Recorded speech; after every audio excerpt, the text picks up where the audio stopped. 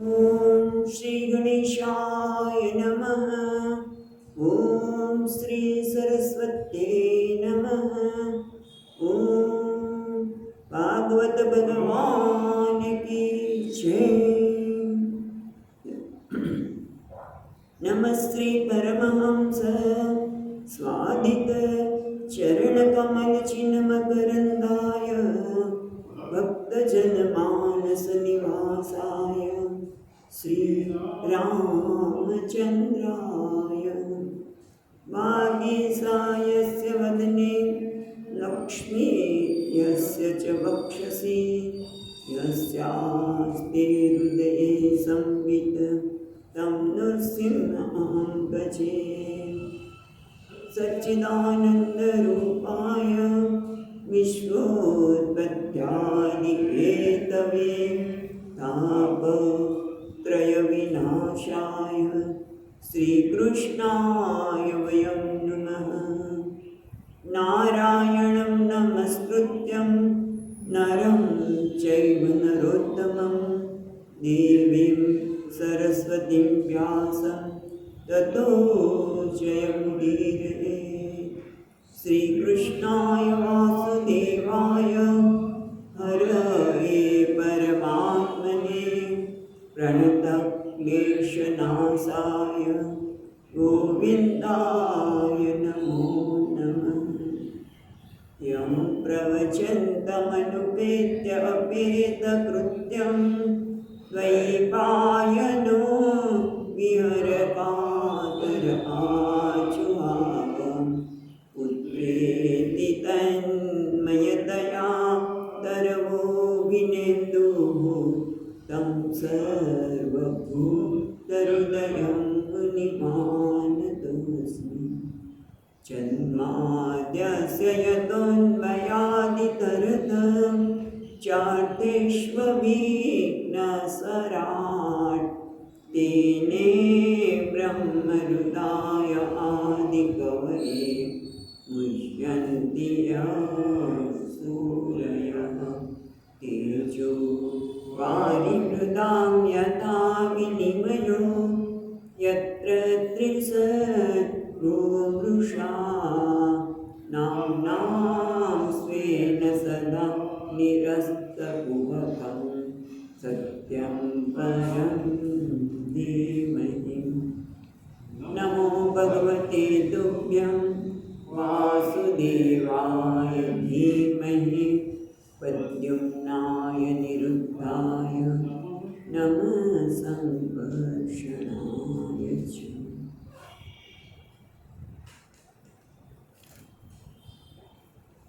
ॐ नमो भगवते वासुदेवाय।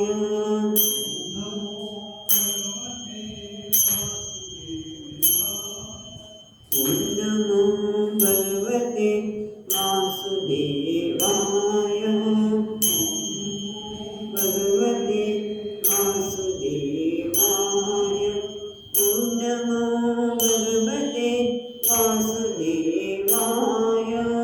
ॐ नमो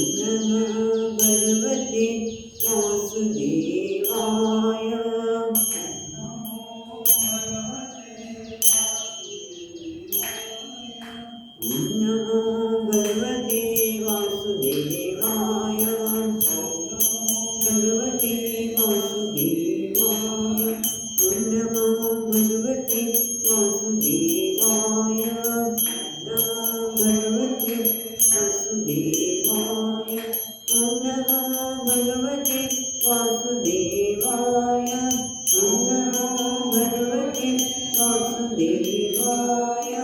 ઓમ નમો ભગવતે વાસુદેવાય. ભગવતે વાસુદેવાય. ઓમ નમો ભગવતે વાસુદેવાય.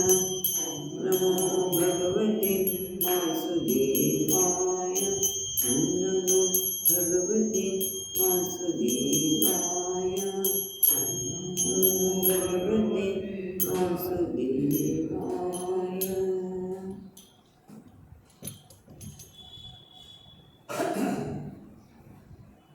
તો આપણે અત્યારે ચોથા સ્કંદના 21મા અધ્યાયમાં પ્રવેશ કર્યો છે, જેમાં આપણે જોયું એ પ્રમાણે પૃથુરાજાએ 99 અશ્વમેધ યજ્ઞ કર્યા અને ભગવાનના અને બ્રહ્માજીના કહેવાથી એક અશ્વમેધ યજ્ઞ અધૂરો રાખ્યો અને ઇન્દ્રને પણ એની સાથે ભેદભાવ ભૂલી જઈને એને પણ આલિંગન આપ્યું છે અને બધા પોતપોતાના સ્થાને ગયા. યજ્ઞનું સમાપન થયું. પૃથ્વીરાજા મહેલમાં આવ્યા છે. બધી વિસ્તારથી વાત આપણે જોઈ. પણ વિદુરજી કહે છે કે મને હજી પૃથ્વીરાજા વિશે કંઈક જાણ્યું છે. આ ભગવાનના ભક્તના કાર્ય વિશે મને જાણ્યું છે. એ પછી મૈત્રેય મુનિએ વાત કરી કે એક વખત પૃથ્વીરાજાએ મહાસત્રનું આયોજન કર્યું અને એ વખતે દેવતાઓ બધા બ્રાહ્મણો મહાન બધા ઋષિઓ બધા જ આવ્યા છે. ત્યારે એ પછી ત્યાં તો વિસ્તારથી જોયું હતું કે પૃથ્વીરાજા કેવા દેખાય છે, કેવા સુંદર બધા પ્રભાવશાળી દેખાય છે. વ્યક્તિત્વ એમનું બધાની અંદર પોતે આમ જુદા પડી જાય છે. એવા પૃથ્વીરાજાને ઘણું બધું વર્ણન આગળ આવી ગયું. પણ મહત્ત્વની વાત તો એ છે કે એમણે મહાન સત્રનું આયોજન કર્યું છે અને એ વખતે પોતે પૃથ્વીરાજા પ્રજા બધા સભાસદોની વચ્ચે ઊભા થઈને કંઈક કહેવા લાગ્યા. ત્યારે પોતે સ્પષ્ટ કરે છે કે હું આ જે કંઈ કહી રહ્યો છું એ મારું કહેવાય ને ધર્મનું પ્રવચન નથી કરતો. હું ધર્મના પ્રવચન નથી કરતો, પણ મેં જે કંઈ ધર્મ વિશે જાણ્યું છે એ હું તમારી પાસે પ્રગટ કરું છું. અને સાથે સાથે એમનો બીજો હેતુ શું હતો કે એના કારણેની પ્રજાને ધર્મનું પાલન કેમ કરવું એ પણ આડકત રીતે એમને કેવું છે. આડકત રીતે નહીં, સ્પષ્ટ પણ કહે છે પૃથ્વીરાજા. પણ અહીંયા એ પોતે શરૂઆત કરે છે. એ આપણે 22મા શ્લોકથી જોયું કે રાજા છે એ દંડધર છે. રાજાને દંડ આપવાનું નિયુક્ત કરેલા છે. એ એટલું જ નહીં, એ રક્ષણ પણ કરે છે. પ્રજાની આજીવિકા બરાબર પ્રાપ્ત થાય છે કે નહીં બધું જોવે છે. પણ આપણે જોઈએ પ્રમાણે કે જો રાજા પાલન ન કરે તો પછી એના પાપને એ ભોગે છે. પણ પોતે એમ કહે છે કે હું અત્યારે ભગવાન જે કર્મના સાક્ષી છે અને હું પણ ભગવાનને ખ્યાલમાં કરી કર્મ કરું છું, એટલે મારી કામનાની પૂર્તિ થાવ. પૂર્તિ એટલે શું કે જ્યારે પ્રજાજનો પોતાના ધર્મનું પાલન કરે ત્યારે હે પ્રજાજનો તમે મારા પર ઉપકાર કરો. હે પ્રિય પ્રજાજનો તમે મારા પર ઉપકાર કરો. તમે મારા ઉપર અનુગ્રહ કરો. શું કરો કે તમે બધા બહુ સુંદર કહે છે. જો 25મા શ્લોકમાં કહે છે કે પ્રજાજનો ભગવાન અધોક્ષજ માં જેનું મન છે તેવા થઈને તમે લોકો ભગવાનના થઈને ભગવાનના મનવાળા થઈને પર તમે એકબીજાના પરસ્પર સ્પર્ધા નહીં પણ સ્વધર્મનું આચરણ કરો. તમે એકબીજાને ઉપયોગી થઈને પોતાના ધર્મનું આચરણ કરશો તો એના લીધે મારું પણ કલ્યાણ થશે. એટલે એમને પોતાના માટે એવું કીધું મારું પિંડદાન કરવા અર્થાત પરલોકો મારું હિત સાધવા માટે તમે અહીંયા તમારા સ્વધર્મનું પાલન કર્યું. આ દ્વારા પૃથ્વીરાજા પ્રજાને પોતાના સ્વધર્મનું પાલન કરો. અને સ્વધર્મનું પાલન એટલે ત્યાં સ્પર્ધા ન હોય, જ્યાં કોઈની હિંસા ન હોય, પણ પોતાના ભાગે આવેલું પોતાના વર્ણ અને આશ્રમને આધારે મળેલું કર્મ સારી રીતે કરવું એનું નામ સ્વધર્મ. અને એ તમે કરશો તો એના કારણે મને મારું પરલોક સુધરશે. કારણ કે રાજાનું એક જ કાર્ય છે, આગળ પણ વાત કરી કે રાજા કશું જ ન કરે તો ચાલે, પણ શું કરવું જોઈએ? પ્રજાનું યોગ્ય રીતે પાલન કરવું, પ્રજાને ધર્મના માર્ગે વાળે. જો બધું એ કરી શકે તો એને પ્રજાના કરેલા સત્કર્મોનો છઠ્ઠો ભાગ એને મળે, કે જેથી એનો આગળ સરી છૂટ્યા પછી સ્વર્ગમાં કે પરલોકમાં એનું હિત થાય.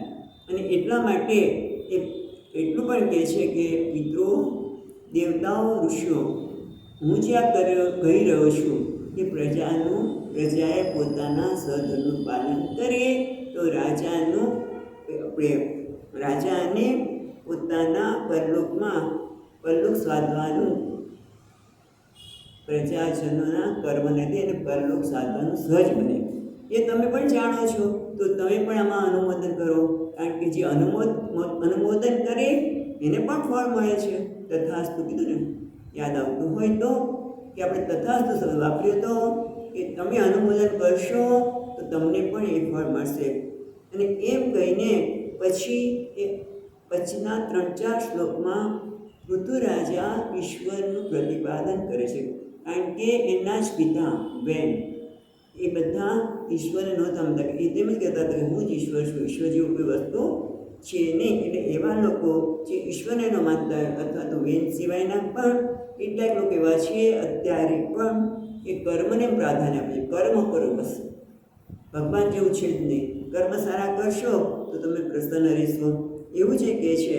એના સંદર્ભમાં ઋતુરાજા વિસ્તારથી વાત કરે છે કે પરમેશ્વર નથી, પણ એવું નથી. જો પરમેશ્વર ન હોય તો આ લોકમાં પણ અમુક જગ્યાએ આપણને દિવ્ય આત્માનો અનુભૂતિ કરી છે. કેવા? તો પોતે જ પોતાની વાત યાદ કરાવે છે કે અહીંયા પણ અને પરલોકમાં પણ સુખ પ્રદાન કરે એવા શરીરો જોવા મળે છે. અહીંયા પણ અને પરલોકમાં પણ એવા શરીર છે કે જેની નજીકમાં જતાં આપણે શાંતિ પ્રાપ્ત થાય, સુખ પ્રદાન થાય, આપણું મને એકદમ શાંત થઈ જાય.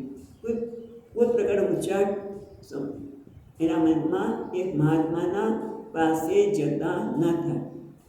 બા કોણ છે? તો કે મારા મનુ મહારાજ, ઉત્તનપાદ, પછી ધ્રુવ, મહિપતિ ધ્રુવ, પછી રાજશ્રી પ્રિયવ્રત અને મારા પિતામહ અંગ, આ બધા એવા છે. પછી બ્રહ્માજી, શિવજી, પ્રહલાદજી, આ બધાનું વ્યક્તિત્વ એવું છે કે જે સુખ પ્રદાન કરનાર છે. એટલે એ ક્યારે હોઈ શકે? કે જ્યારે એ ભગવાનને ભજે છે. ભગવાન જેવી વસ્તુ છે અને ભગવાનને ભજનાર લોકોના સંપર્કમાં આવવાથી આપણને પણ સુખ પ્રદાન થાય છે. એટલે ભગવાન છે. આ બધી વાત કરીને એ કહેવા એમ લાગે છે કે ભગવાન છે. ભલે મૃત્યુના દુહિત્ર વેન પગે ધર્મમાં પ્રાંત હતા, પણ એટલે લોકો શોકને પ્રાપ્ત કર્યા, પણ ખરેખર ભગવાનનું ભજન કરવું જોઈએ. 30મા શ્લોકમાં કહ્યું ત્યાં સુધી આપણે જોયું છે કે ભગવાન. પછી અહીંયા બહુ સરસ એક વાત કરી. 30મો શ્લોક ફરી વાર જોઈએ આપણે. દોહિત્રાદિ મૃતે મૃત્યો શોચ્યાન ધર્મ વિમોહિતાન વર્ગ સ્વર્ગ અપવર્ગાણામ પ્રાયણ એકાત્મ્ય હેતુના. એટલે કહે છે કે ભગવાન જેવું છે. જો કર્મ તો જળ છે, પણ તેને ફળ આપનાર કોઈ હોઈ શકે નહીં એવું જે માને છે એવા લોકો પણ ખરેખર યોગ્ય નથી. કે ઘણા લોકો માને છે ભગવાન જેવું કોઈ છે ને, જે અર્વાચીન લોકો કે દેવતાઓ કર્મનું ફળ આપના, દેવતાઓ કર્મનું ફળ આપવા માટે શક્તિમાન નથી, સ્વતંત્ર રીતે નથી. ભગવાન જ એમના દ્વારા આપે છે. કારણ કે તમે જુઓ, સરસ ટીકાકાર કહે છે કે એક સરખું કર્મ કરતા હોય એક વ્યક્તિ, બીજી વ્યક્તિ, બધા એક જ સરખું કર્મ કરતા હોય તો પણ કોઈને વધારે ફળ મળે, કોઈને ઓછું મળે, કોઈને મળે જ નહીં, એવું પણ બને છે. કેમ? તો કે એટલા માટે કે ભગવાન જે સર્વજ્ઞ છે એ અત્યારે થતા કર્મને નહીં, પણ એની પાછળ કયા પ્રકારનો ભાવ છે, પૂર્વજન્મમાં એને કેવા કર્મ કરે, બધાનું ધ્યાન રાખીને ફળ આપે છે. માટે એક સમાન કર્મ કરવા છતાં પણ કોઈને વધુ કર્મનું ફળ મળે, કોઈને ઓછું મળે ને કોઈને મળે જ નહીં. એવું મળે છે પણ એવું નથી, મળે નહીં ક્યારેક તો મળવાનું છે પણ આ સમયે નથી મળતું.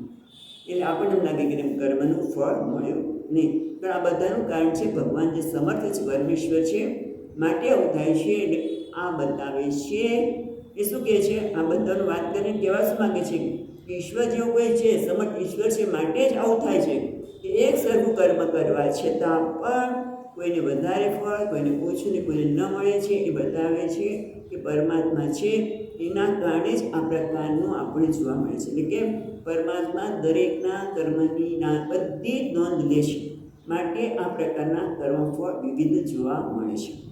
આટલી વાત કર્યા પછી હવે આપણે આગળ જઈએ. હવે અત્યાર સુધી પૃથુ રાજા ભગવાન છે અને એ વાત કર્યા પછી ભગવાનમાં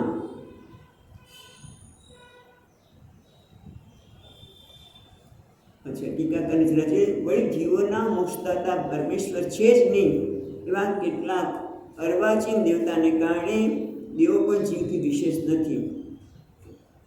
ખરેખર હવે પછીના 3 શ્લોકમાં પૃથુ રાજા ઈશ્વરના ગુણગાન ગાય છે અને ઈશ્વરની ભક્તિ કરવાથી શું મળે છે કે છે. એટલે પહેલાં ઈશ્વરની ભક્તિ કરનાર ઘણા બધા લોકો એવા થઈ ગયા છે જેમણે ભક્તિ કરી છે એમને શું ફળ મળ્યું છે એ પહેલાં બતાવે છે કે જેથી તમે પણ કરો.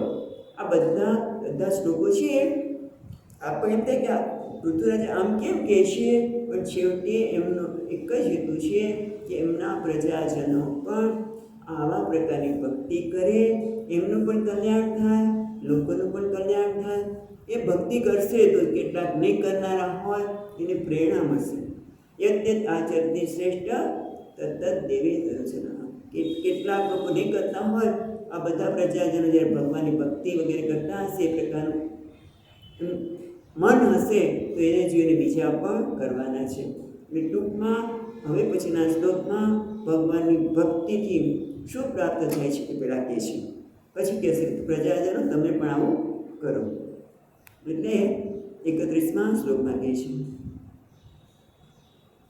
યત્પાદ સેવા વિરુચિર્તપસ્વિનાં અશેષ જન્મોપચિતં મલં ધિયઃ સદ્યક્ષિણોત્યન્વહમેદતિ સતી યદા પદાંકુષ્ટવિનસૃતા સરિતઃ.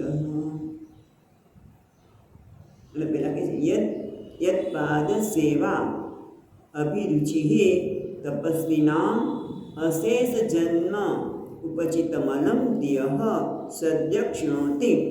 ત્યાં સુધી પછી જોઈએ છે પણ મહત્વ છે અન્વહન મેધતિ. અન્વહન એટલે પ્રતિદિન, અન્વહન એટલે પ્રતિદિન એમની મેધતિ એટલે વધતી ભક્તિ. ત્યાં પહેલાં જોયું. હવે આટલું આ છે અન્વહ મેધતિ. એક શબ્દ એટલો શબ્દ આપણે પહેલાં શ્લોકના પહેલી લીટીમાં જોઈએ તો યત્પાદ જેના ચરણની સેવાથી, સેવાની અભિરુચિ ધરાવે. યત્પાદ સેવા અભિરુચિ, જેમના ચરણની સેવાની જેને અભિલાષા છે એવા, અને એ ચરણની સેવા કરવાને લીધે ઉત્તરોત્તર પ્રતિદિન એમની ભક્તિ વધતી જાય છે. અને એના કારણે શું થાય છે, એટલે આ મહત્વનું છે કે જેના ચરણની સેવા તો કરીએ જ છીએ પણ સેવા કરવાના કારણે અનબહંતી મેદતિ સતી, જેમના ચરણની સેવાથી નિરંતર વધતી જતી ભક્તિ અથવા તો અભિલાષા, સાત્વિક અભિલાષા, એના કારણે શું થાય છે જેમ પછી યથા જેમ પાદાંકુષ્ટ વિનિશ્રુતા સરિતમ, જેમ ભગવાનના ચરણમાંથી પ્રગટ થયેલા નીકળેલા જેમ ગંગા એ બધાને પવિત્ર કરે છે, સંસારના તપ્ત જીવનને પવિત્ર કરે છે. એના દર્શન માત્રથી ગંગાજીના, એમાં સ્નાન કરવાથી, એની પૂજા કરવાથી વગેરે. એ રીતે જે લોકો ભગવાનના ચરણની સેવાની અભિરુચિ રાખનારા એવા લોકો જેની ભક્તિ સાત્વિક ભક્તો દિન પ્રતિદિન વધતી જાય છે એવા, પછી શું કહે છે તપસ્વીના અશેષ, બીજી લીટીમાં તપસ્વીનામ અશેષ જન્મ ક્વચિત મલમ ધિયઃ સદ્યક્ષણોતિ. તે એવા લોકોના, તપસ્વીનો અર્થ અહીંયા બે અર્થ થાય છે. તપસ્વીને કહે છે સંસાર તપતાના, જે સંસારમાં તપી રહ્યો છે, જે સંસાર જગતમાં, સંસાર એટલે જગતમાં એ સતત તપી રહ્યો છે. સતત એટલે સતત દીક્ષિત થવું પડે, કંઈક ને કંઈક થયા કરે છે. એવા લોકો જ્યારે ભગવાનનું શરણે છે, કારણ કે સંતપ તો બધા જ થઈ શકે જ છે, કારણ કે દરેકની રુચિ જુદી છે, પરિસ્થિતિ ઊભી થાય જુદી કર્મ પ્રમાણે. એ બધામાં તપ તો થાય જ બધા લોકો, પણ કોનું શરણ લે છે? કોઈ ડ્રગ્સનું સેવન લે, વ્યસન કરે, ડ્રગ્સનું કરે, તમાકુ ખાય, એવું પણ કરી શકે. અને કેટલાક લોકો ભગવાનનું શરણ લે છે, એ ભગવાનના માટે છે. તપસ્વી નામ, જે તપસ્વી લોકો છે, તપ પડે પણ એમને સુખ પ્રાપ્ત નથી થયું, એવા લોકો પણ, અને જે લોકો ભગવાનમાં સેવા ભગવાનની ચરણની સેવામાં અભિરુચિ રાખનાર છે, તેઓને અશેષ જન્મ ઉપજિત, અનેક જન્મ દ્વારા ઉત્પન્ન થયેલા મળ એટલે કયો? કામ, ક્રોધ વગેરે, લોભ, આ બધા સંસ્કાર અથવા વાસના શબ્દ આપણે તો મળ એટલે કે કામ, ક્રોધ વગેરે જે સંસ્કાર પડી ગયા છે એને ધિયઃ સદ્ય ક્ષણોતિ. જે બુદ્ધિમાં આ મળ પડેલો છે એને ભગવાનના ચરણ કમળમાં અભિરુચિ રાખનાર વ્યક્તિના જે કંઈ મળ છે સદ્ય ક્ષણોતિ, એ તરત જ નાશ પામે છે. જેમ ગંગાજીના ચરણમાંથી, ગંગાજીમાં સ્નાન કરવાથી પણ કર્મો નાશ પામે છે, પણ આ તો બધા સદ્ય ક્ષણોથી એમના તરતકાળ નષ્ટ થાય છે. માટે પછી અહીંયા નથી કે 33મા શ્લોકમાં છે, એનું અનુસંધાનમાં કહે છે, માટે શ્રી હરિને તમે ભજો. જે હરિના આ ચરણ કમળની સેવાથી અને તમારા જીવનમાં નિત્ય ભક્તિ વધતી જશે, અને એના કારણે તમારા જે અનેક જન્મના મળ છે, વિક્ષેપ આપણે પ્રતિબંધ છે, મળ એટલે પ્રતિબંધ, રાગદ્વેષ વગેરેના કારણે એ બધા સદ્ય ક્ષણોથી નાશ પામશે. માટે તમે ભગવાનનું ભજન કરો. એ 33મા શ્લોક સાથે એને 31ને જોડવાનું છે. માટે તમે હરિનું ભજન કરો. એના માટે દ્રષ્ટાંત આપે છે. દ્રષ્ટાંત એટલે આવા કેટલાક લોકોને અમે જોયેલા છે, અને એમણે હરિનું ભજન કર્યું છે, તો એમને શેની પ્રાપ્તિ થઈ છે એ બતાવીને તમે હરિનું ભજન કરો. બસ એક જ એમના મનમાં છે કે મારી પ્રજા છે હરિનું ભજન કરે, અને એમનું પણ કલ્યાણ થાય, અને સાથે સાથે મારું પણ એના કારણે કલ્યાણ થશે. 32મા શ્લોકમાં કહે છે, વિનિર્દુતાશેષ મનોમલમ પુમાન અસંગ વિજ્ઞાન વિશેષ વીર્યવાન યત્યંગ્રિમૂલે કૃતકેતન પુનઃ ન સંસ્કૃતિ ક્લેશહામ પ્રપદ્યતે. પેલા એક ત્રીજી લીટીનો શબ્દ લઈએ, યત અંગ્રી મૂલે કૃતકેતન. કૃતકેતન એટલે કૃતનિવાસ, અને જેણે ભગવાનના ચરણ કમળનો આશ્રય દો. નિવાસ કરો એટલે શું? આશ્રય લેવો. તો એના કારણે શું થાય છે? વિધુનોતિ અશેષ મનોમલમ પુમાન. આગળ કહ્યું ને કે જેમ જેમ ભગવાનના ચરણની અભિલાષાના કારણે ભગવાનના ભક્તિ વધતી જાય છે, અનેક જન્મના મળ નાશ પામે છે. એ જ વસ્તુને વિધુનોતિ અશેષ મનોમલમ, જેના મનનો પૂર્ણ અશેષ બધા જ મનના જે મળ છે એ દૂર થઈ ગયા છે. સંપૂર્ણપણે નાશ પામેલા મનનું માલિન્ય, અને એના કારણે શું થયું? કુમાર, જે મનુષ્યના બધા જ મળ નાશ પામ્યા છે, દૂર થયેલા છે. એના કારણે શું થાય? અસંગ એટલે વૈરાગ્યની પ્રાપ્તિ થાય. વૈરાગ્યને કારણે શું થાય? મન શાંત થાય, અને એને જ્યારે શાસ્ત્રનું શ્રવણ કરે અહીંયા ઉમેરવું પડે. અહીંયા ઉમેરવું પડે. વિજ્ઞાન વિશેષ વીર્યવાન. વિજ્ઞાન એટલે તત્વજ્ઞાન, તત્વ સાક્ષાત્કાર રૂપ. વિજ્ઞાન એટલે તત્વ સાક્ષાત્કાર, વિશેષ એટલે વિજ્ઞાન વિશેષ સાક્ષાત્કાર, તત્વનો સાક્ષાત્કાર. અને એના કારણે શું થાય? વીર્ય, એક પ્રકારનું બળ મળે. કે છે ને વિદ્યા વિંદતે વીર્યમ, ઉપનિષદના કે વિદ્યા વિંદતે વીર્યમ, જ્ઞાનના કારણે એને બળની પ્રાપ્તિ થાય છે. કયું? આંતરિક બળ, જે એટલું મજબૂત હોય છે કે જેને દૂર કરવું કોઈને હટાવી શકે નહીં, દ્રઢતાવાળું બળ એને પ્રાપ્ત થાય છે. અને એના કારણે શું થાય છે? અસંગ વિજ્ઞાન વિશેષ વીર્યાન કારણ કે ત્રીજી લીટીમાં આટલું તો આપણે જોઈ લીધું. આ તો આપણે લીધું ત્રીજી લીટીમાંથી કે યત અંગ્રી મૂળે કૃતકેતન, જેણે ભગવાનના ચરણ કમળમાં આશ્રય લીધો છે એને કારણે એના બધા જ મળ દૂર થાય છે. એના કારણે વૈરાગ્ય આવે છે. વૈરાગ્યને કારણે ત્યારે શાસ્ત્રનું અધ્યયન કરે છે. વૈરાગ્ય એટલે રાગ અને દ્વેષનો ભાવ, અને રાગ દ્વેષ કેવી રીતે દૂર થયા? ભગવાનના સેવાના કારણે મળ એટલે રાગ અને દ્વેષ, ક્રોધ વગેરે એ દૂર થવાના લીધે મન શાંત થયું, શાસ્ત્રનું શ્રવણ થયું અને તત્વનો સાક્ષાત્કાર થયો, મન નિષ્ઠા પ્રાપ્ત થઈ. એના કારણે બળ મળ્યું અને એના કારણે શું થાય છે? છેવટે પુનર્ન સંસ્કૃતિ દેશવહા પ્રપદ્યતે, અને એના કારણે હવે એને સંસ્કૃતિને સરકવું. ક્યાં સરકવું? ક્લેશવહા. ક્લેશવહા એટલે ક્લેશને ક્લેશ એટલે દુઃખ. 5 પ્રકારના ક્લેશ છે ને: અજ્ઞાન, અભિનિવેશ, રાગ, દ્વેષ અને અજ્ઞાન, અભિનિવેશ, રાગ, દ્વેષ અને અભિમાન. એ બધા પ્રકારના ક્લેશમાંથી એ દૂર થઈ જાય છે. એટલે ન પ્રપદ્યતે, ન છે ને, ન પ્રપદ્યતે, પુનઃ સંસ્કૃતિ ક્લેશવહા ન પ્રપદ્યતે, એ ફરીથી દુઃખદાયક સંસારને એ પ્રાપ્ત કરતો નથી. માટે તમે હરિને ભજન કરો. બસ પાછળ શું છે અહીંયા? એ પણ નિત્ય અહીંયા ઉમેરવી પડે. ત્રીજા હવે પછીનો 33મા શ્લોકમાં કહેવાના છે એ અહીંયા પણ લાગુ પડે છે. માટે તમે શ્રી હરિનું ભજન કરજો, હરિને ભજજો. હવે 33મા શ્લોકમાં કહે છે: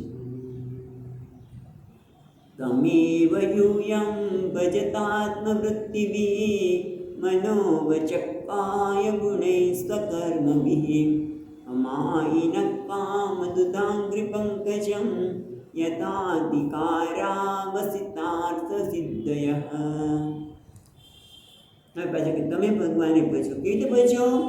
ભગવાનનું ભજન કરવાની વાત કરે છે. હરિનું ભજન કરવું એટલે શું? એ અહીંયા આપણને 33મા શ્લોકમાં બતાવે છે.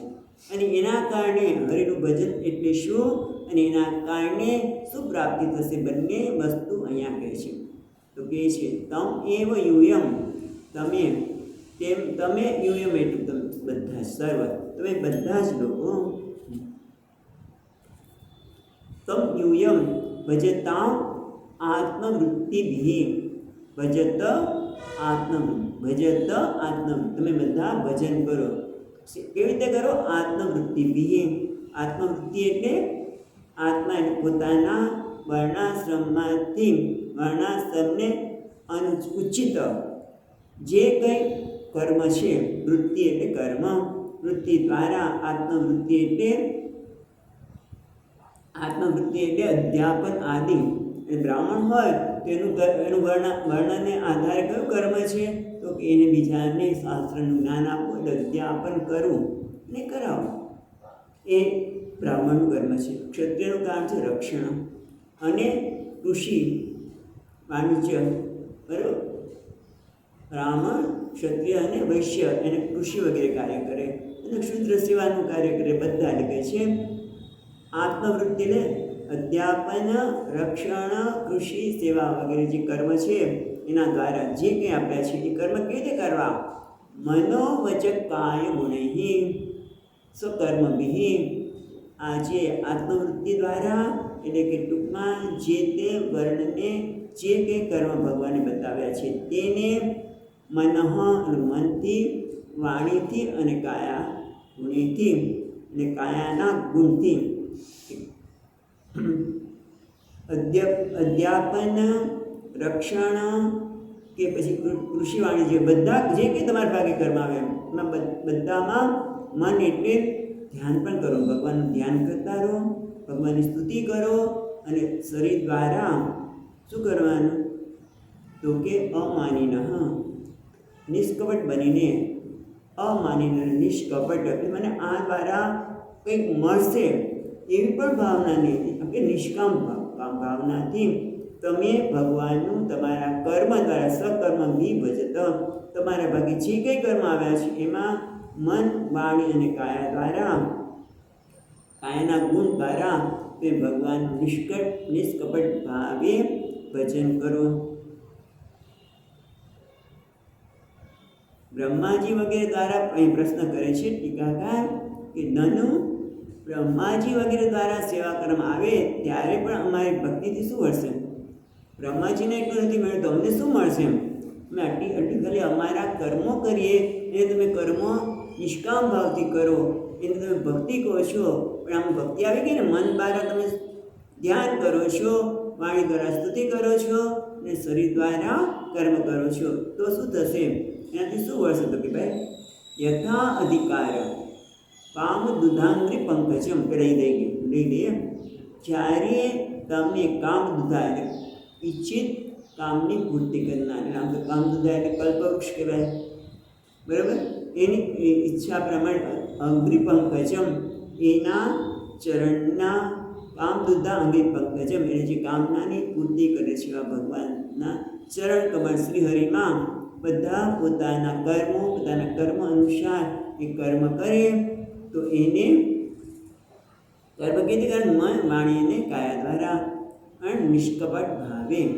તો અથા અધિકાર અવસિતા અર્થ સિદ્ધય, અવિસ્તર નિશ્ચિત, કે ચોક્કસ નિશ્ચયપૂર્વક અધિકાર અનુસાર જે તેને કાર્યની સિદ્ધિ નિશ્ચિત થવાની છે. એટલે ટૂંકમાં એમને અર્થસિદ્ધય, અર્થની સિદ્ધિ, અર્થસિદ્ધિ અવિષ્કાર નિશ્ચિતા, અથવા તો એમને જે કર્મ કર્યું છે એનું ફળ અવશ્ય એમના અધિકાર પ્રમાણે મળશે. જો એટલે અહીંયા પણ બહુ મહત્વનું નોંધ કરવા જેવી છે કે અધિકાર પ્રમાણે મળશે.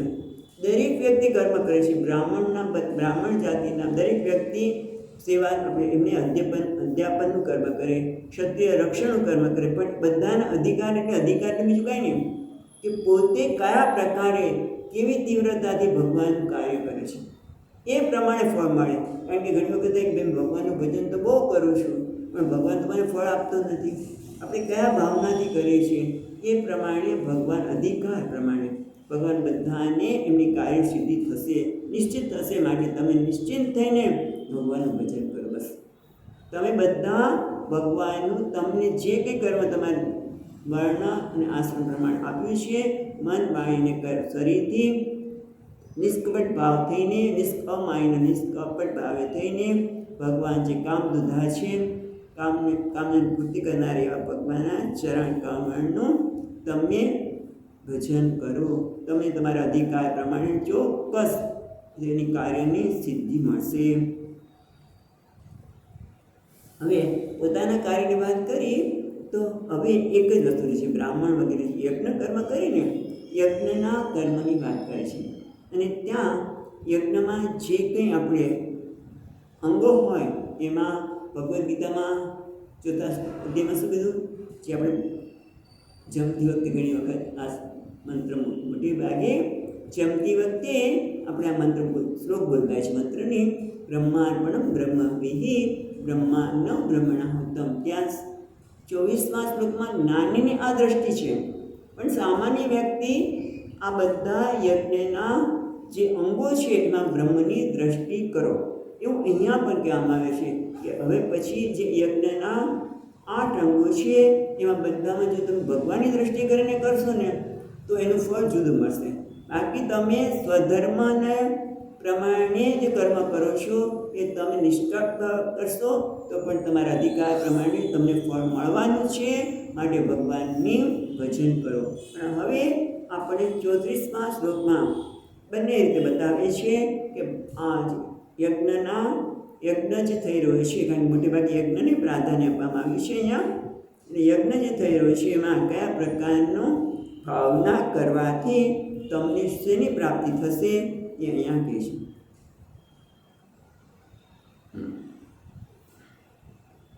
34મો શ્લોક. યસા વિહાનેક ગુણો ગુણોદ્વરઃ પૃથક વિદગ દિવ્ય દ્રવ્ય ગુણા ક્રિયોક્તિભિઃ સંપદ્યતે અર્થાશયલિંગ નામભિઃ વિશુદ્ધ વિજ્ઞાન ઘન સ્વરૂપતઃ. અશો પેલી લીટીમાં જે અસા વિહાન એને જુદું પાડીએ તો વકાર જે છે એને છૂટી પાડીએ ઔ અને ઈ નીકળશે. ઈ વીમાંથી ઈ અને વનો ઔ થયો. અસૌ અસૌ પછી ઇહ એટલે અહીંયા એટલે કર્મ માર્ગે એ આપણે પછી જોઈએ છીએ. પહેલાં અસૌ પછી છેલ્લા લીટીમાં વિશુદ્ધ વિજ્ઞાન ઘન સ્વરૂપતઃ. અસૌ એટલે આ એટલે ભગવાન. કોણ છે? સ્વરૂપતઃ, એમના સ્વરૂપથી કેવા છે? વિશુદ્ધ વિજ્ઞાન ઘન. ભગવાન કેવા છે? વિશુદ્ધ વિજ્ઞાન ઘન છે. એ છે પૂર્ણ માત્રામાં શુદ્ધ અને જ્ઞાન સ્વરૂપ છે. એવા જ્ઞાન સ્વરૂપ પરમાત્માને શું છે? પછી એક બીજો શબ્દ વાપરે છે, વિશુદ્ધ વિજ્ઞાન ઘન સ્વરૂપતઃ છે ને. ઇહ અસૌ ઇહ અનેક ગુણો, પછી અગુણ અદ્વર. અદ્વર એટલે યજ્ઞ, અગુણ એટલે જેમાં ગુણ નથી, તે વિશેષતા નથી, તે એટલે નિર્વિશેષ. ભગવાન જે વિશુદ્ધ વિજ્ઞાન કરે છે સ્વરૂપથી, અને અગુણ એટલે કે નિર્ગુણ છે, આપણે નિર્વિશેષ છે એવા ભગવાન. જ્યારે અસુ ઇહ એટલે આ કર્મના માર્ગે અનેક ગુણો, ભગવાન આ કર્મના માર્ગમાં શું છે? યજ્ઞમાં અનેક ગુણવાળા. બરાબર? ઇહ એટલે કર્મ માર્ગમાં અનેક ગુણ એટલે અનેક વિશેષણવાળા જે યજ્ઞ સંપન્ન થાય છે ત્યારે અનેક ગુણવાળા, અનેક વિશેષણોવાળા. કયા કયા વિશેષણો છે બતાવે છે આપણને. એવા યજ્ઞનું જ્યારે સંપન્ન કરવામાં આવે છે ત્યારે કયા પ્રકારે તમે કરો છો એ પ્રકારે તમને ફળ મળે છે. પણ આપણે હમણાં ભગવાનનું સ્વરૂપની વાત કરીએ, પણ એ પણ આપણે હમણાં જોઈએ. તો પહેલાં તો આપણે એ જોઈએ કે ભગવાન અનેક ગુણવાળો છે. એ કયા છે? તો એ આપણને બીજી ત્રીજી લીટીમાં બતાવે છે. એક તો કહે છે, બરાબર, પૃથક વિધ દ્રવ્ય. પૃથક પેલી બીજી લીટીમાં પૃથક વિધ દ્રવ્ય એને જુદા જુદા પ્રકારના દ્રવ્યો. યજ્ઞમાં 8 અંગ છે. પહેલું તો જવ, ડાંગર વગેરે દ્રવ્યોની આવશ્યકતા પડે. એક અંગ છે દ્રવ્ય. બીજો અંગ છે ગુણ. દ્રવ્ય પછી છે ને પૃથક વિધ દ્રવ્ય, પછી ગુણ. ગુણ એટલે શું? તો અહીંયા એવું કે શુક્લ ગુણ, શુક્લ વગેરે ગુણ. એવું નહીં, શુક્લ વગેરે એટલે શુક્લ, કૃષ્ણ વગેરે. વાછડી, યજ્ઞમાં વાછડી પણ ગાય લાવતા હોય છે ને, અહીંયા વાછડી શબ્દ વાપરે છે. કોઈક યજ્ઞમાં સફેદ વાછડી હોય, કોઈમાં કાળી હોય, એટલે શુક્લ કૃષ્ણ વગેરે વાછડીઓ. એને અર્થ અહીંયા ગુણ કર્યો. અને ક્રિયા એટલે ડાંગર વગેરે જે ખાંડવાની ક્રિયા છે એ પણ યજ્ઞનો એક ભાગ છે. એટલે ત્રીજું. પછી ચોથું છે ક્રિયા, પછી ઉક્તિ.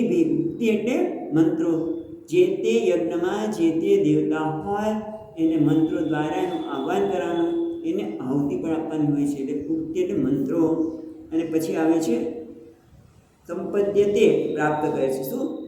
સંપદ્ય. પછી હજી એક શબ્દ છે અર્થ. અને પાંચમું છે અર્થ. અર્થ એટલે યજ્ઞમાં યુગ વગેરે જે અંગ, યજ્ઞમાં યુગ વગેરે જે રાખવામાં આવે છે એના દ્વારા સાધવામાં આવતું પ્રયોજન. એની પાછળનું પ્રયોજન શું છે? તમે યજ્ઞમાં યુગ વગેરે જે રાખો છો એનું પ્રયોજન શું છે? એનો અર્થ એને અહીંયા અર્થના શબ્દ દ્વારા કહેવામાં આવે છે. પછી કહે છે આશય છે ને, તે સંપદ્ય. ત્રીજી લીટીમાં સંપદ્યતે અર્થ આશય લિંગ નામભિઃ. 4 વસ્તુ અહીંયા કહે છે. આશય એટલે યજ્ઞનો આશય શું છે? સંકલ્પ. યજ્ઞમાં શું? કારણ કે યજ્ઞ કરો તો સંકલ્પ તો કરવો જ પડે.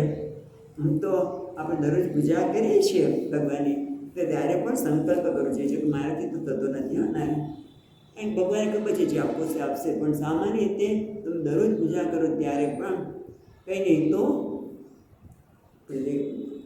ભગવાનની પ્રીત્યર્થે, ભગવાનની પ્રસન્નતા પ્રાપ્ત કરવા માટે કર્મ કરું છું એવું પણ સંકલ્પ કરી શકાય. એટલે એને અહીંયા દરેક યજ્ઞમાં સંકલ્પને આશય કહે છે, યજ્ઞનો સંકલ્પ. પછી લિંગ એટલે પદાર્થ જે બધા છે એની પણ શક્તિ હોય છે, જે તમે દ્રવ્ય વાપરો છો એની શક્તિ. અને નામ વિહિર, નામ એટલે યજ્ઞનું નામ, જ્યોતિષ્ઠોમાદિ યજ્ઞ અથવા તો સોમયાગ, કાર્યયાગ, બધા જે યાગ છે એને અહીંયા નામ રૂપે કહેવાય છે. 8 આ અંગ છે.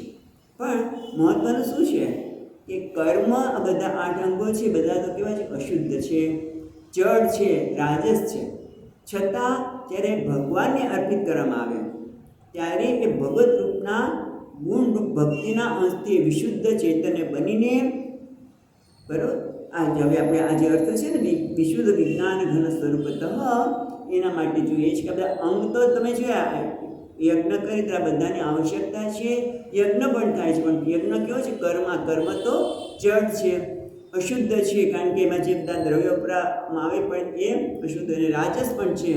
પણ છતાં જ્યારે ભગવાનને અર્પિત થઈને કરવામાં આવે, ભગવાનને અર્પિત કરે ત્યારે એ ભગવત સ્વરૂપતાના પરિણામે એ ભક્તિના અંશથી બધા વિશુદ્ધ સત્વ ચૈતન્ય બનીને ભક્તિથી મિશ્ર એવા કર્મનો ઉપદેશ અહીંયા કરે છે. ભક્તિ કર્મ કરો પણ ભક્તિવાળો કરો. તો એના પછી જો અહીંયા આ બધું આપ્યું નથી, આગળના શ્લોકમાંથી આપણે લેવાનું છે કે આવી રીતે ભગવાનને અર્પિત થઈને કરવા કરશો ત્યારે અંતઃકરણ શુદ્ધ થશે. અને એથી એમાં પછી શું છે આગળ કયું? વિજ્ઞાન.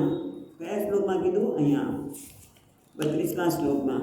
એટલે શુદ્ધ અંતઃકરણ થઈને સંસારમાંથી નિવૃત્ત થનારું જ્ઞાન તમને પ્રાપ્ત થશે. કયું જ્ઞાન? જે વિશુદ્ધ વિજ્ઞાન પરમાત્મા છે એનું તમને જ્ઞાન પ્રાપ્ત થશે. તમે એવું કઈ રીતે કહો છો? તો કે તમારી ગીતાજીમાં જ કહે છે. ક્યાં કહે છે ભગવાન ગીતાજીમાં? કર્મણેવ હિ સંસિદ્ધિમ આસ્તિતે જનકાદયઃ. 3જા અધ્યાયમાં અર્જુનને કહે છે, અર્જુન ત્યારે કંઈ ન જોતો તો લોક સંગ્રહ માટે પણ કર્મ કરો. પણ એમ કે જનક વગેરે કર્યું હતું, પણ અમને ક્યાં ખબર છે જનક જ્ઞાની હતા? તો કે કંઈ નહીં, તો જનકે પણ આ કર્મ દ્વારા જ કર્મણૈવ હિ સંસિદ્ધિમ આસ્થિતા જનકાદયઃ. જનક વગેરે પણ જ્ઞાનીઓ પણ આ કર્મ વડે જ પરમ સિદ્ધિને પ્રાપ્ત થયા. એટલે ટૂંકમાં તમે આ પેલા અંગની વાત કરે છે યજ્ઞના, પણ એ યજ્ઞના અંગમાં તમે જ્યારે ભક્તિભાવ જોડશો, ભક્તિ જોડશો, ભગવાનને અર્પિત કરશો, બધા અંગોને જુદા નહીં છો, એ બધામાં પરમાત્મા છે ભાવના, એ ભક્તિ કરશો તો તમારું અંતઃકરણ શુદ્ધ થશે અને છેવટે પરમ જ્ઞાનને પ્રાપ્ત થશે, જેમ જનકે વગેરે પ્રાપ્ત થશે. માટે શું? તમે આ પ્રકારે ભગવાનનું ભજન કરો, તમે આ પ્રકારે કર્મ કરો. કેવી સુંદર રીતે પ્રજાને જ્ઞાન આપે છે કે તમારે આ રીતે ભગવાનને ભજવા જોઈએ, કારણ કે આમ કરશો તમને આ વસ્તુની પ્રાપ્તિ થશે. પછી હજી આગળ કહે છે, હવે યજ્ઞ અને યજ્ઞોના અંગમાં તમે ભગવાનની ભાવના કરો, ભગવત રૂપતાની ભાવના કરો તો ફળ પણ કેવા છે? અન્ય કેવી મળશે? એ કેવી રીતે મળશે એ બતાવે છે 35મા શ્લોકમાં. પ્રધાન કાલાશય ધર્મ સંગ્રહે શરીર એષ પ્રતિપદ્ય ચેતના યા ફલત્વેન વિભુર્વિભાવ્યતે યથાનલો દારુ તદ્ગુણાત્મકઃ. 35મા શ્લોકમાં કહે છે, યથા અનલઃ દારુષુ તદ્ગુણાત્મકઃ. યથા અનલઃ, જે રીતે અગ્નિ છે, દારુષુ લાકડા, તદ્ગુણાત્મક જે પ્રકારના લાકડાની ઠંડી હોય એમ માની લો કે લાકડાની જુદા જુદા પ્રકારની નાની મોટી અથવા લાકડા જુદા જુદા પ્રકારના હોય એ પ્રકારના અગ્નિ રૂપ ધારણ કરે છે. બરાબર? એ રીતે જ્યારે તમે જેમ લાકડામાં રહેલો અગ્નિ લાકડાને અનુરૂપ પ્રતીત થાય છે તેમ વિભુ વિભાવે, તે વિભુ એટલે તો આપણી સામેથી સમર્થ કહીએ, પણ અહીંયા વિભુનો અર્થ કહે છે પરમાનંદ સ્વરૂપ.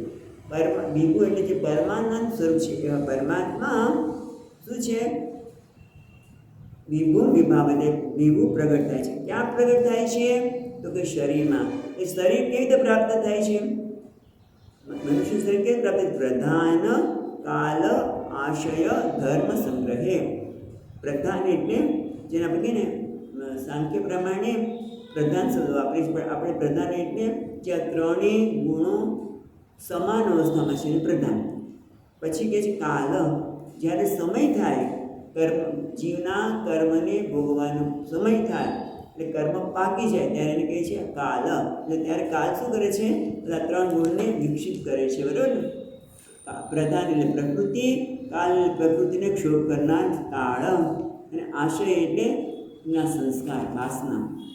આશય એ દરેકના સંસ્કાર, અને ધર્મ એટલે અદૃષ્ટ. ધર્મનો અર્થ અહીંયા અદૃષ્ટ એટલે પુણ્ય અને પાપ.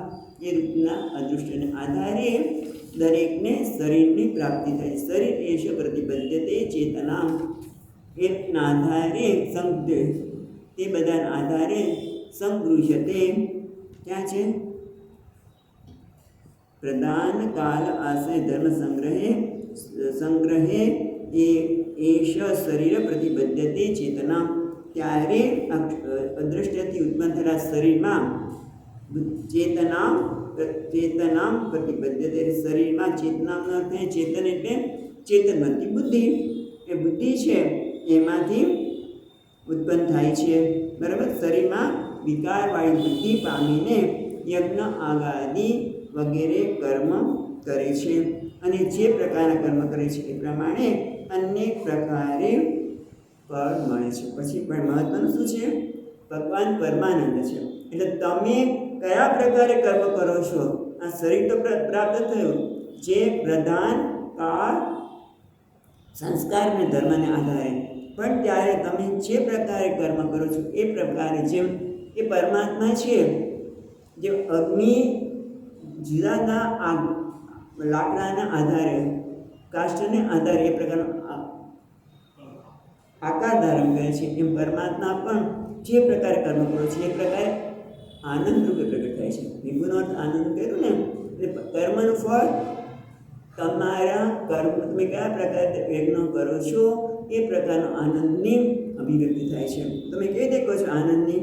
તો કે રુદ્રાણી ઉપનિષદમાં પણ કહ્યું છે અને તૈત્રીયમાં પણ કહ્યું છે કે એતસ એવ આનંદસ્ય અન્યાની ભૂતાની માત્ર ઉપજીવંતી. ભગવાન આનંદ સ્વરૂપ છે, એના આનંદ સ્વરૂપમાં આ આનંદની માત્રાનો આશ્રય લઈને બધા પ્રાણીઓ પોતે જીવનને ધારણ કરે છે. ઉદાહરણમાં ઉપનિષદમાં કહ્યું છે ભગવાન આનંદ સ્વરૂપ છે, અને એ આનંદની માત્રા દરેકના પોતાના અદૃષ્ટ એટલે ધર્મ, પછી વાસના, અને એના આધારે શરીર ધારણ કરે છે, અને એના આધારે કર્મ કરે છે, અને કર્મના આધારે પરમાત્મા બધાના શરીરમાં અભિવ્યક્ત થાય છે. પણ કેવા આનંદ સ્વરૂપ પરમાત્મા, અને દરેકનામાં એ અનેક રૂપે, જેમ અગ્નિ અનેક રૂપે દેખાય છે એ બધામાં પરમાત્મા અનેક રૂપે ફળ રૂપે દેખાય છે.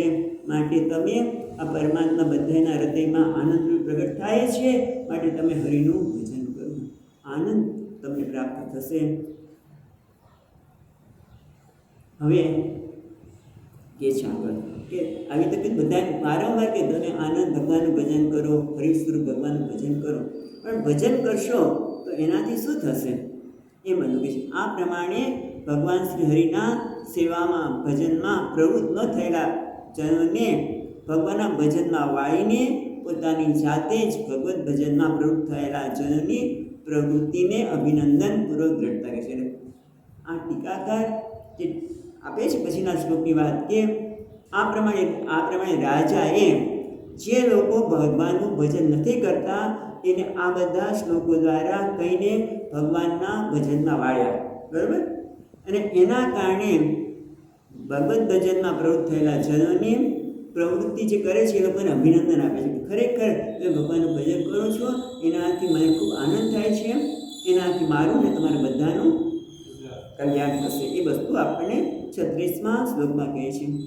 અહો મમામી વિતરંત્યનુગ્રહમ હરિમ ગુરુમ યજ્ઞભુજામ તદીશ્વરમ સ્વધર્મયોગેન યયંતિ મામકા નિરંતરમ ક્ષોણિતલે દૃઢવ્રતા.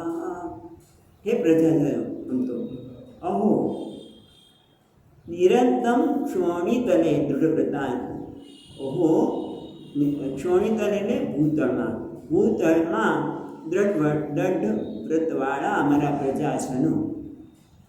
એટલે તમને મેં આ કહ્યું છું માટે તમે ભગવાનમાં ભજનમાં દ્રઢ વ્રતવાળા થયેલા છો. એવું થયું ને કે જે લોકો અથવા તો જે લોકો દ્રઢ વ્રતવાળા પ્રજાજનો છે તે યજ્ઞ ભોગતા, બરાબર, અહો મામ ઇમી વિતરંતી અનુગ્રહમ. એ પછી આપણે જોઈએ છીએ હરિમ ગુરુમ યજ્ઞ ભુજામ અધીશ્વરમ, એટલે યજ્ઞના ભોગતા દેવતાઓ પણ અધીશ્વર સર્વના ગુરુ, ગુરુ એટલે સર્વના ગુરુ શ્રી હરિનું સ્વધર્મ પૂર્વક છે ને, સ્વધર્મ યોગેન પોતાના ધર્મને આધારે નિરંતર ભજન કરે છે. તેઓ ખરેખર મામ ઇમામ વિતરંતી અનુગ્રહ, તે લોકો ખરેખર મારા પર અનુગ્રહ કરે છે. તમે બધા ભજન કરો છો એના લીધે મને મારા પર તમે અનુગ્રહ કરો છો.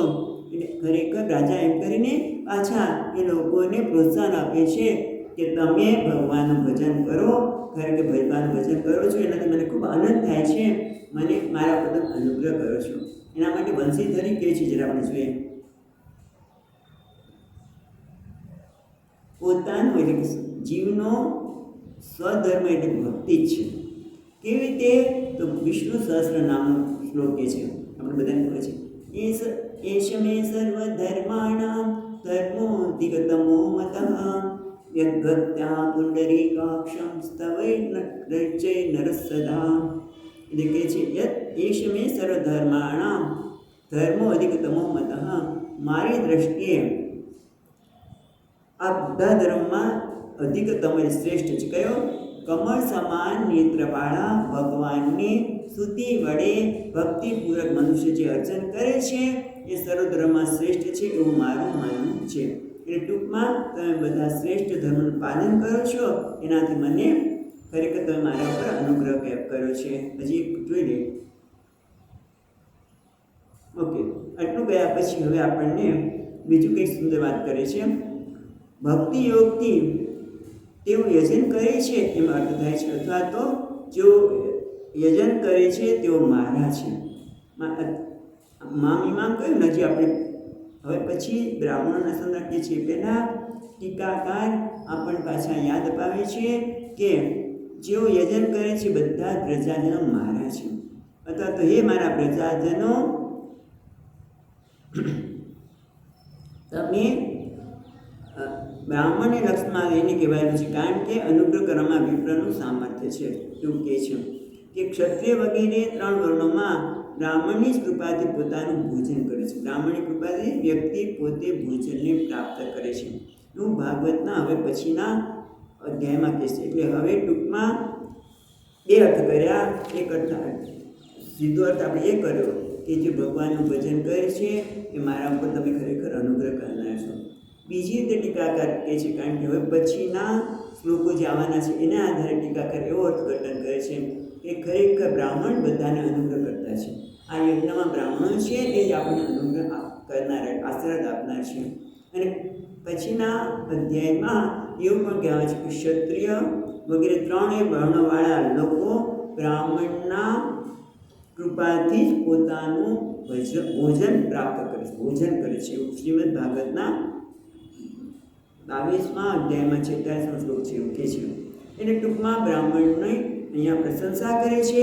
એટલે હવે પછી 8 શ્લોકમાં બ્રાહ્મણ ભક્તિનું મહત્વ બતાવે છે. બ્રાહ્મણની ભક્તિ કરવી જોઈએ, કારણ કે બ્રાહ્મણ કોણ છે? ભગવાનના મુખમાંથી પ્રગટ થયેલા છે. બ્રાહ્મણ ભગવાનના મુખમાંથી પ્રગટ થયેલા છે. બ્રાહ્મણની ભક્તિ, જ્યારે આપણે બ્રાહ્મણની ભક્તિની વાત કરીએ ત્યારે સહજ રીતે આપણને થાય કે અત્યારે તો આવા તમને જોવા મળતા નથી, કંઈ વાંધો નહીં, પણ બ્રાહ્મણ કોને કહેવાય? આવા બ્રાહ્મણની ભક્તિ. પછી કદાચ જન્મથી બ્રાહ્મણ ન હોય પણ કર્મથી પણ આ પ્રકારના કર્મ કરતા હોય એ બ્રાહ્મણ છે. અને એની ભક્તિ આપણને કેવી રીતે કરવી જોઈએ એનું શું ફળ મળે. એટલે ટૂંકમાં એક આપણે જોઈએ વધારેની કે બ્રાહ્મણની ભક્તિ કેવી રીતે કરવી જોઈએ. તો કે છે 37મો શ્લોક, ચાતુ તેજ પ્રભવેન મહદ્ભિ तितिक्षया तपसा विद्यया च ये दीप्यमाने अजितद्देवानां कुले स्वयं राजकुलात् बीजाना એટલે કે છે મા જાતું તેજ પ્રભવેન મહદ્ભિઃ તિતિક્ષયા જેના જીવનમાં તિતિક્ષા છે, તપ છે, જ્ઞાન છે એવા બ્રાહ્મણો એના તેજથી દેદીપ્યમાન છે, તેજસ્વી છે. ખ્યાલ આવ્યો કે બ્રાહ્મણ જે છે એમાં તિતિક્ષા છે, એનું તપ, એની વિદ્યાના કારણે દેદીપ્યમાન તેજસ્વી છે. અને એટલું જ નહીં, બીજાને પણ વાત કરીએ. બ્રાહ્મણ તો ખરા, બીજાના અને બીજા કોણ છે? અજિત દેવાનામ. અજિત દેવાનામ એટલે જે ભગવાન, જે અજિત છે, જે ભગવાન શ્રી હરિ જેના આરાધ્ય છે એવા વૈષ્ણવો.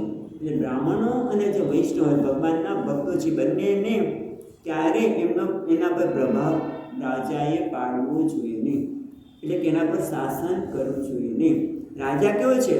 કુલે સ્વયં રાજકુલા દ્વિજાનામ. રાજકુળનું તેજ છે, પાસે ધન છે, ઐશ્વર્ય છે. રાજા પાસે ધન અને ઐશ્વર્ય હોય તો પણ એને આ બ્રાહ્મણો જે તપસ્વી છે, તિતિક્ષાવાન છે, જે વિદ્યાવાન છે, એના કારણે જે તેજ છે, એના કારણે એ લોકોને ક્યારે રાજા ભલે ઐશ્વર્યવાન હોય, રાજા પણ સામાન્ય સમૃદ્ધિમાન છે, રાજા કે સામાન્ય વ્યક્તિ નથી, સમૃદ્ધિ છે એની પાસે, પણ એણે ક્યારે એના પર પ્રભાવ ન પાડવો જોઈએ, એના ઉપર ક્યારેય શાસન ન કરવું જોઈએ. મા ધાતુ તેજ પ્રભાવ, એના ઉપર ક્યારેય એનો પ્રભાવ પાડવો જોઈએ નહીં. બ્રાહ્મણો તથા અજિત ભગવાન જેમના આરાધ્ય દેવ છે એવા વૈષ્ણવના કુળ પર રાજના કુળે કોઈ પ્રકારનો પ્રભાવ પાડવો જોઈએ નહીં. ચાલો. સચ્ચિદાનંદ રૂપાય વિશ્વોત્પત્યાદિહેતવે તાપત્રય વિનાશાય શ્રી કૃષ્ણાય વયં નમઃ. યં પ્રવચन्तમનુપેત્ય અપેતકૃત્યં વૈપાયનો વિહરકાતર આजुहाव પુત્રેતિ તન્મયતયા તરવો વિનેन्दુઃ तं સર્વભૂતહૃદયં નિમાનતોऽસ્મિ. ઓમ શાંતિ શાંતિ શાંતિ. હરિ ઓમ. શ્રી ગુરુભ્યો નમઃ. હરિ ઓમ.